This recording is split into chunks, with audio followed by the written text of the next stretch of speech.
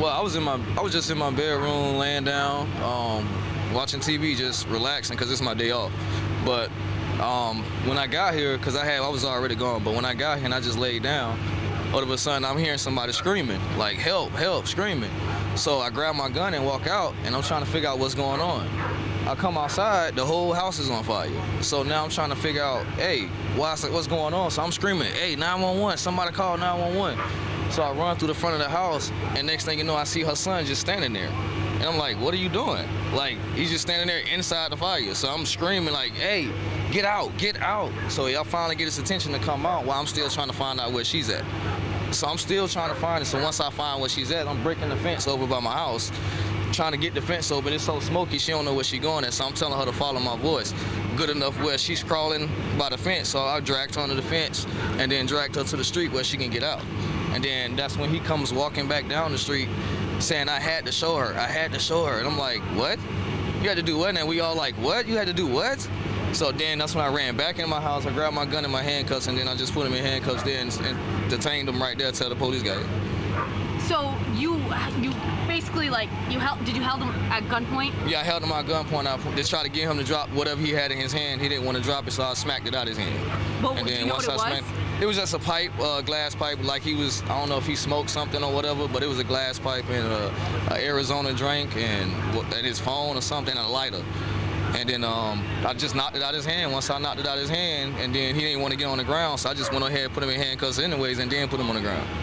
So I just left it out there and then waited till everybody got here. By that time, fire department got here, and so on, so on. That's it. And you're a security guard? Yes, I work for Harrison Security. Anything like this before? Nah. This is my first time. I ain't never been through nothing like this. Luckily, thank God I was home, so it wasn't nothing else worse would have happened. So I'm just happy nobody got hurt, everybody all right, because my main focus was her, because I was sure didn't want her in there. And me and her, like, since I moved here, she's been like a nice neighbor to me, so I mean, I wanted to make sure that she was all right too, so. And so it was the son and the mother, they were in the house? Yeah, they was in the house. The son and the mother was in the house with their dog, and the son just decided, I guess, to set the house on fire. So, and she just started screaming. So. Well, I'm so glad you were here. I'm glad the fire didn't spread to your home. Yeah, I was worried about that too. So it was like, oh man, it was something. I'm like, that's why I was really screaming, like, before it get as bad, get real worse than what it is. So I was like screaming out loud, hoping somebody hear me, like, hey, somebody dial, something. Because I couldn't even find my phone. I was already outside. You sprung into action. Yeah, I just went straight outside. So it's like I ain't had no phone or nothing. I just threw my gun on top of the trunk and just tried to find where everybody was at. So. Well, thank you so much for sharing. My gosh, what a crazy Wednesday night. I'm so glad everyone's safe, and I'm so glad you were here. I mean, one, to save the mother, and also so that JSO could get him detained. Yes, ma'am. Do you know their name or his name? Have you met him before?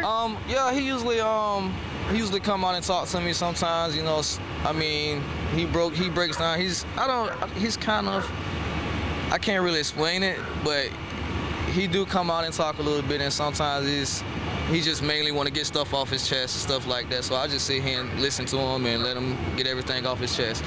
But as far as anything like this, I didn't see any of this coming. Like this right here, I didn't see it coming. But I knew it for the last couple of days. He's been up non-stop, like 6 o'clock, 7 o'clock. As soon as I get home from work, he's like running the engine, playing music. So I mean, it's like he's just been up. So I'm like, what are you doing? It's late. Like, it's early in the morning. I'm trying to go to sleep, but it's cool. And but other than that, he's just one of them guys that he want to be heard and make sure somebody listen to him. So I was one of them guys just to sit there and listen. Maybe cry for help. Yeah.